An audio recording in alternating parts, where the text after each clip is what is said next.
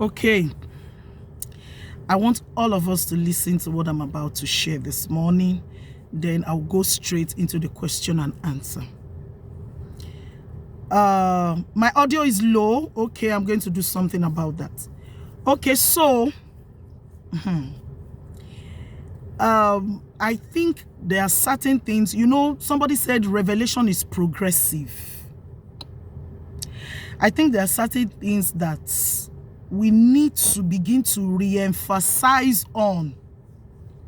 There are certain things that we need to begin to re-emphasize on as leaders, as coaches, and as pastors, as relationship coaches, and all of that. Even parents. Well, one of those things that we need to re-emphasize on is the subject of submission. Submission.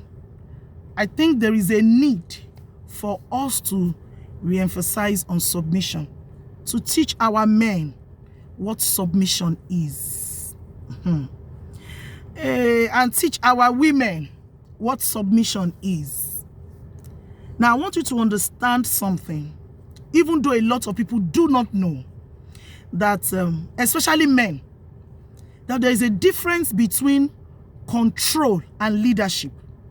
When Bible says a woman should submit to her husband, what Bible is telling the man is that be a leader in the marriage. Submission is simply talking about leadership, that let the man be in a position of leadership while you follow his leadership. It did not say that let the man be in a position of control. Control is different from leadership. And when the Bible says a woman should submit, it is not because the woman is a relegated entity or somebody that is of less importance, or someone that is not important, or someone that was created less, or someone that did not share the same divinity that the man shared. No. God is almighty, very powerful, and there is no way an almighty and a powerful God will bat a weakling. God created the man and the woman to be powerful entities, powerful force. So when God instituted marriage, he told the woman to submit. You know why? Because God understands that I've created two powerful people, and I want to put two powerful people under the same roof. I'm going to have to make one power to submit to the other power. So submission for a woman is actually power that is controlled. God is saying, I know you are powerful as a woman, but I want you to control your power. And he's telling the man to be in a position of leadership. Leadership is different from control. What some men are doing is that they are controlling their wives. They are not leading their wives. God did not ask you to control her. God said lead her. And a lot of men need to be taught what leadership is. Leadership is not control. Leadership is not manipulation. God did not ask you to manipulate her. God did not ask you to order her around. God is saying lead. Can I tell you one of the traits of a leader? One of the traits of a leader is that a leader allows people that are under him or her to thrive. A leader will allow people that are under, leaders allow people that are under them to succeed.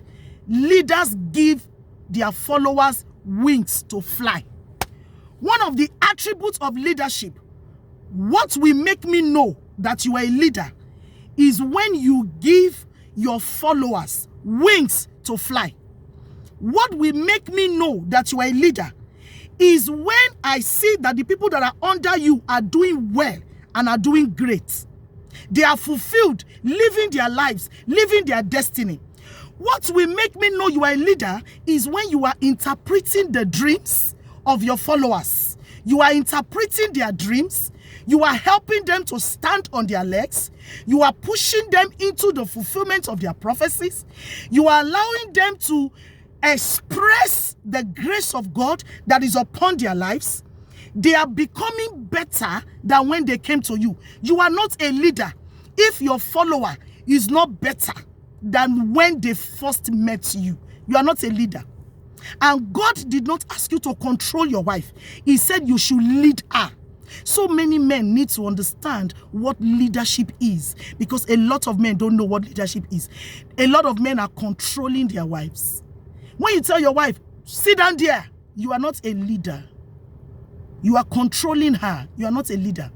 And you know why most women are not saying anything? It's not because it's not because you want to be controlled. Nobody wants to be controlled.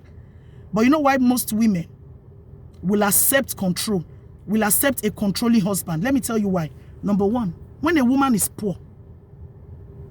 Number two, the culture, our culture will not allow a woman to talk. Our culture has made us see control as submission. Culture has made us see control as submission. And then you will see people tell the woman that you are very arrogant. Your husband is talking to you. You are not listening. Your husband is talking to you. Do you know how many women that have died on this subject that I'm just talking about now? Because my husband said I should do it. My husband said I should not do it. My husband said, people have died. There are women that have died in the labor room because their husband did not approve of them to do CS. And they have to obey, because to them, submission is saying yes to everything your husband says. So when he says go and die, you go and die. Because that is what culture tells us. Tradition tells us that everything a man says, his wife must do. And that is submission. So many women have died. The woman would have loved to give birth through CS. Doctors suggested CS, but the husband said no. The husband said no CS. And then the wife is saying no, but the doctor said, will you shut up? I'm the head of this family. That is not leadership. That is control. And a lot of women have died. A lot of women have died, and nobody knew the source of the death. Nobody knew the reason for the death. You know why?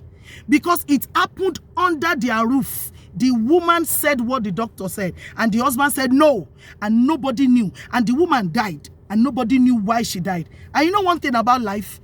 Death will never stop other people to live. Regardless of who dies, it does not stop other people from living. Whoa, if the man love you too much, the love is so very strange. 365 days. It is even church that we encourage him to marry so that he does not commit fornication. So you see what we term as submission. We have been passing it from generation to generation, generation to generation. So a man feels that when he tells a woman, shut up, sit down there, don't go out, don't talk to this person, I don't want to see you with this person again, blah, blah, blah, hey, blah, you know, two words, three words, 4 words. He thinks that he is the leader. You are not a leader. You are a manipulator. You are not a leader. God did not ask you to control her. You are controlling her. If she is sad under your leadership, you are not a leader. If she is not blessed under your leadership, you are not a leader. The woman wants to start business. You say no, she should not do business. You know the reason why you don't want her to do that business. You are scared. And you know one thing about men that control their wives don't always want their wives to have money in their hand. Because one of the disadvantages of a man that controls is when the wife is financially blessed. So he's going to do everything to make sure the wife is not financially blessed. Because the moment the wife is financially blessed, he will not be able to control her again. So the woman brought a business idea and said, honey, I have a business idea to decide, hey, okay, but we are not doing anything about it now. Or you even decide to do something about it, but you gave it your own name. The business carries your name and not her name, but yet it was her idea. You're always projecting yourself. She has to always be at the background. And you say you're a leader. You are not a leader. You are not a leader. You are a manipulator. You are controlling her. God did not ask you to control her. God asked you to lead her. So when she wanted to get the job, you gave the excuse of her taking care of children. It was not really about the children. You just didn't want her to have financial power. So you told her you are not going to work. You are not going to take that job. You're not going to work. You're not going to take that job. Not because of the children. You gave an excuse. We have 2 children. You have to take care of the children. Nobody. It was not really about the children. It was you not wanting her to have financial power. Because once she has financial power, you will not be able to control her again. You will not be able to control her again. Once she gets her voice, you will not be able to control her again. So another thing that manipulators and controlling husband does is that they cut you away from anyone that gives you voice, that makes you bold, that makes you do the right thing. They cut you off. So the reason why you told her not to move with that person or not to associate with that person again is not because the person had anything. It's not because the person did anything. It's just because you are scared that somebody is going to make her see the light. So what you do is that you try to isolate her. That's what controlling husbands do. They isolate you.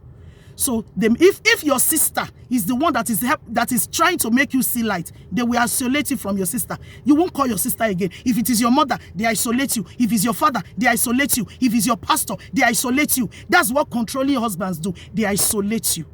The first thing is that they seize your financial power. The second thing they do is that they isolate you. Anything that will give you relevance, they stop it. It's not because of those excuses they present to you. It's just because they are scared that they will not be in charge and in control again if your hand touches those things. And you need to pay attention to a controlling spouse. And some of them don't reveal these traits in marriage. Those traits are always there in courtship, but you don't pay attention. It is very disastrous to live your life with a controlling husband, because a controlling husband will cut you off. It will cut off your financial supply, cut off your relationship supply, cut off your spiritual supply, and isolate you. Make sure you are alone, stand alone. Then he can control you.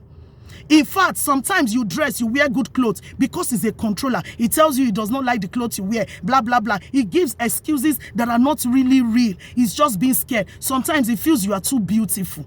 You know, it's very terrible living with a controlling husband. I'm talking about men before I start answering questions this morning. A controlling husband. So you need to know what submission is as a woman, and as a man, you need to know what leadership is. If your wife is not blessed, if your wife is not blessed under your leadership, your wife is not happy under your leadership, your wife's life is not improved under your leadership, you are not a leader.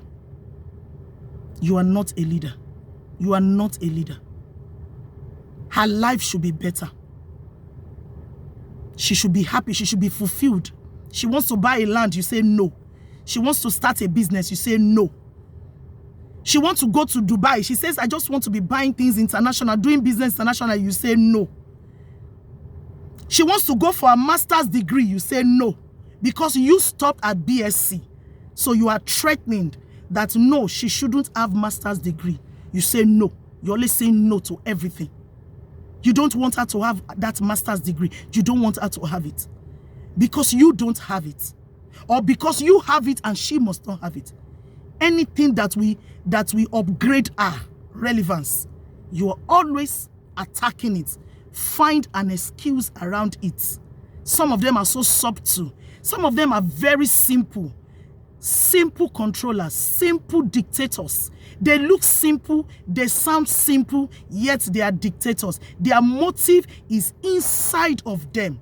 It's not only in Africa, it's everywhere. Not only in Africa, it's among the whites too. It's everywhere. It's everywhere. But let me round up by saying this. Most of these men are suffering from psychological problem, but they don't know it's a psychological problem. Wanting to control another person, wanting to be the best, not wanting somebody to shine. I don't know how you are a husband if your wife is not shining. I don't know what kind of a husband are you if your wife is not shining. So let me say this to you. If you're a single lady here, you are the one that I want to talk to now. If you're a single lady here, once you see the trait of control, I beg of you, remove your slippers, put it on your head, and run. Once you see trait of control, remove your slippers, put it on your head, and run.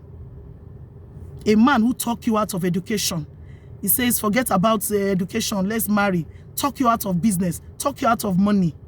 See, ladies, be wise. Things that are happening now should be teaching you wisdom. Be wise.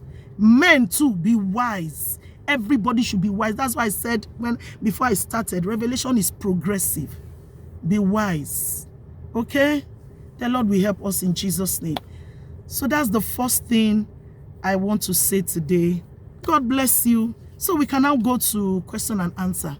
God bless you.